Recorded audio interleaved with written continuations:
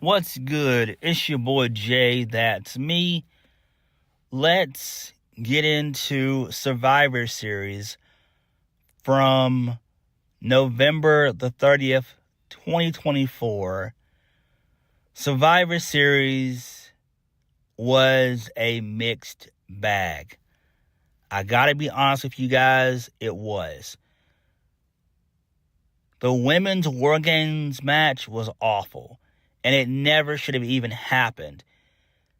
It would have been better if Triple H would have swallowed his pride and just booked a traditional 5-on-5 elimination match for the women and not just go with War Games all because, well, the men have it, so the women have to have it. No, you don't need 2 War Games matches. You only needed 1 War Games match. I do not know what went wrong in this women's War Games match. I just don't understand what went wrong with it. I just don't. For me, this was a 2-match show. That was obviously the men's War Games match. And then in second place would be the triple threat involving Ludwig Kaiser, Bron Breakker, and Sheamus. And to me, those 2 matches were the match of the night. Those were the 2 matches of the night. That's what kept this show afloat, really. And I'm kind of disappointed that we didn't get any surprises. I really thought that The Rock was going to show up in the main event. He did not. I thought that Seth Rollins was going to show up in the main event. He did not. So, I don't know. But Triple H played this Survivor Series very, very safe. He held it close to the vest, and that's not good. That is not good at all, period. So, we kicked this show off with the Women's War Games match. So, the baby faces, Bianca Belair, Naomi, Io Sky, Bayley, and Rhea Ripley, they defeated the heels, which were Nia Jax, Candice LeRae, Tiffany Stratton, Liv Morgan, and Raquel Rodriguez. This was just a spot fest match, basically. That's all War Games is. So there was one point in the match where both Tiffany Stratton and Io Sky, they did exterior moonsaults off of the opposite sides of the cage, taking out all the competitors, which was cool. That was great. I liked that. There was also another part in the match where both Liv Morgan and Nia Jax were knocked out, and Tiffany Stratton, she was in the trash can, and she ended up pulling out her women's Money in the Bank briefcase, about to cash it in, but it was broken up by Io. She got a fire extinguisher and took out everybody, with smoke. So that was kind of cool. Again, it was still chairs involved and stuff, still chairs, kendo sticks. There was one part early on in the match where Nia Jax brought out a toilet seat, and I'm like, what in the actual fuck am I watching? Is this the Indies or is this WWE? Like, that's something that they would do on the Indies or in TNA. I don't get it. This was random, and I was kind of taken back by it. I'm like, yo, this is quite weird. I don't know why they did that. It just doesn't make any sense. But so the finish came when Rhea Ripley got the Riptide. She hit Liv Morgan through the table with the Riptide. 1, 2, 3. So she wins the match for her team. They also brought in handcuffs and stuff too. So basically the women destroyed each other. This was a very weak War Games match because it just didn't need to happen. It was just, everybody was just doing spots, and it was very anticlimactic. I just don't understand why Triple H insists on making War Games the main thing for Survivor Series. You don't need 2 War Games matches for the sake of having 2 War Games matches. I feel like you should do a War Games match if the feud absolutely calls for it. That's when you should do the War Games. It should be based on the feuds. And usually we know that most War Games matches come out of a faction that runs roughshod on whatever brand they're on, being taken out by alliances from baby faces, from over baby faces. But it is what it is. I really didn't care about this. This match went almost damn near an hour. I was kind of taken out of it in some parts of it because it was just so damn long. And that's the problem with War Games. If War Games was set up to where it could be like the Elimination Chamber and you could eliminate your opponents, then that would be great. But you have to wait until all 10 people are in the match. That's what I hate about War Games. That's why I don't like War Games, because really and truthfully all you're doing is just spots until all 10 men and women get into the ring. And I hate it. I hate it. Not a fan of it. Just not. Rhea winning, getting the win, it makes the most sense. We kind of figured that was going to happen anyway. Everybody predicted that it would happen. So, yeah. This Liv Morgan, Rhea Ripley feud, it needs to end. I would end it at Saturday night's main event in January, because they're going to do one in January. I would end this feud there. Just end it there. There's no need for this thing to drag on into WrestleMania at all, period. This thing needs to end either at the Royal Rumble or the week before the Royal Rumble with Saturday night's main event. That's what I'm hoping that they do. But this women's War Games match was very weak, and it was not needed. It just was not needed. And I think that's the issue here. That's the issue that Triple H is not getting. I don't understand. It was very, very weak, very, very anticlimactic, and I just don't understand why we need 2 War Games matches. It's dumb. It's fucking dumb. It's a waste of time. An absolute waste of time. Moving on. So, this leads us into Shinsuke Nakamura versus LA Knight for the United States Championship. And Shinsuke Nakamura defeats LA Knight to become the new U.S. champion. Okay, this is quite weird to me. And this match felt like a TV match. This match only went about, I think, 8 to 10 minutes, so it was not long.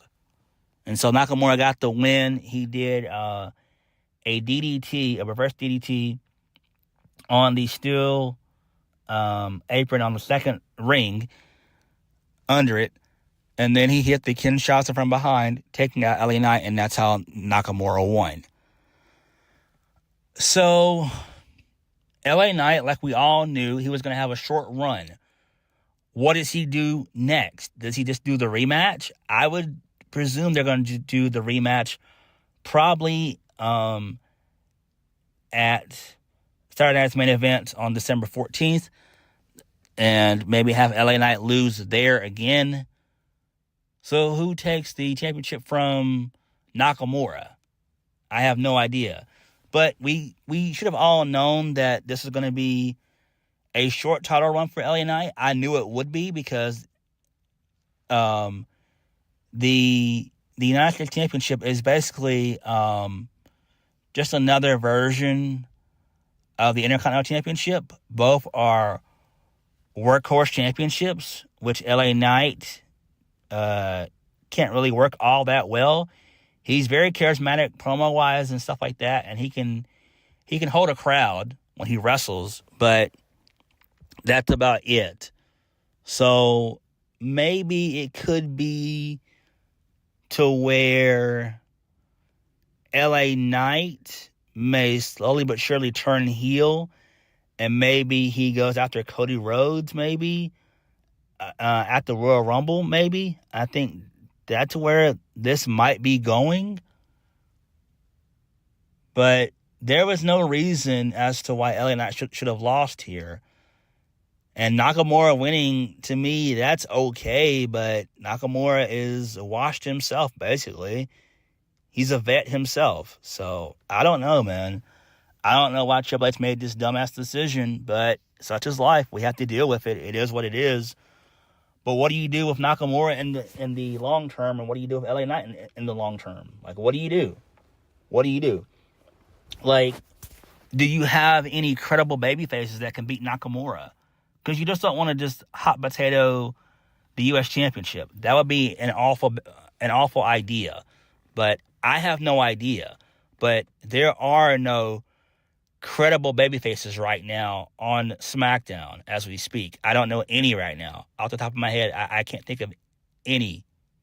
None. Not Apollo Crews, even though he is, but he's not going to win anything.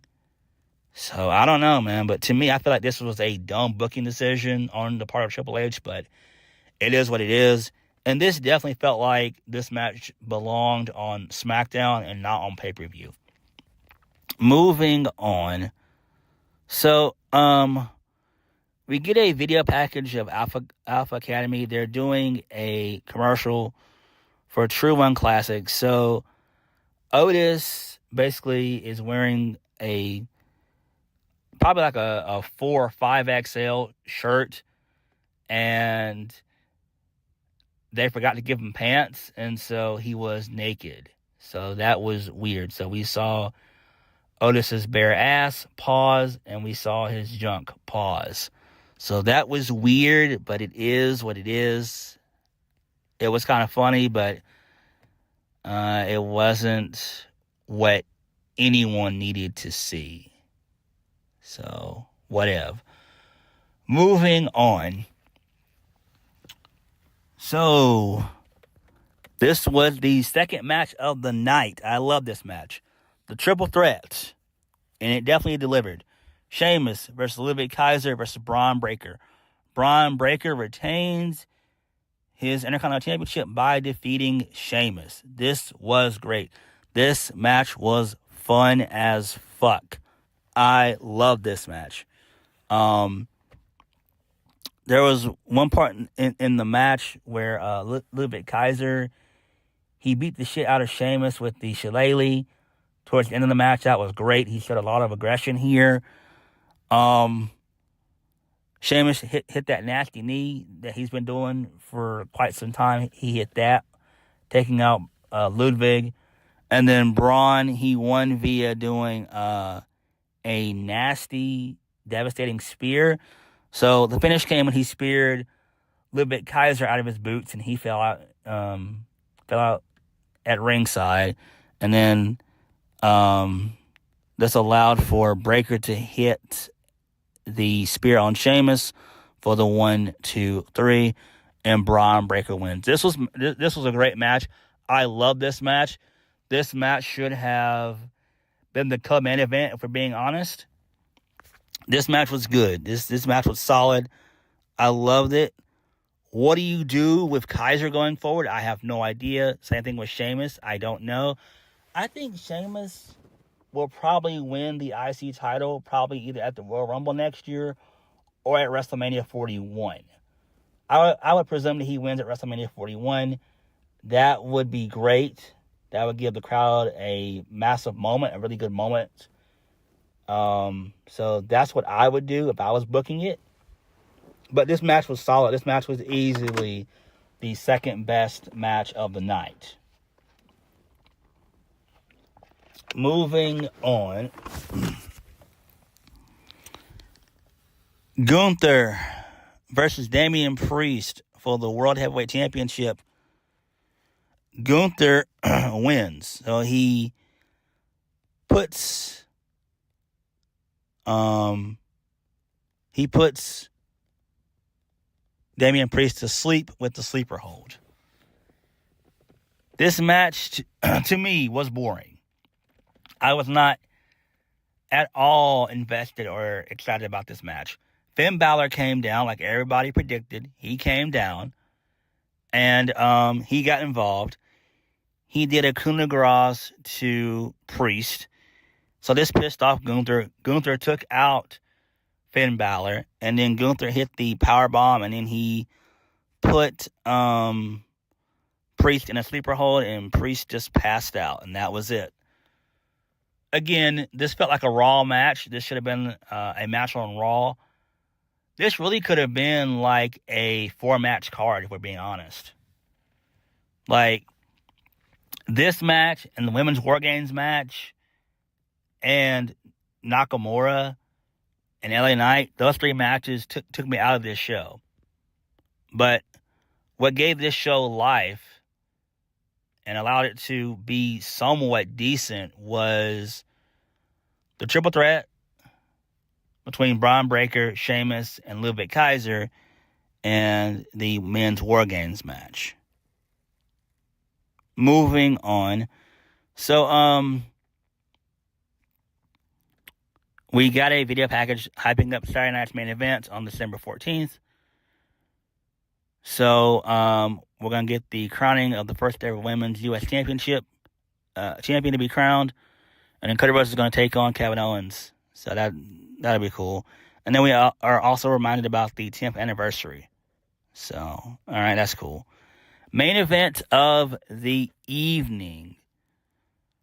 Men's War Games match. The Bloodline Civil War. Solo Sikoa, Jacob Fatu, Tama Tonga, and Tonga Loa, and Big Bronson Reed versus the OG Bloodline CM Punk, Sami Zayn, Jimmy Uso, CM Punk, Roman Reigns, and main event Jey Uso. The babyfaces win here. This was just a spot fest match, basically. There was one part in the match where they were getting down to the last 2, and CM Punk, he shoved Roman Reigns. He elbowed him real quick, and that's how he got into the match.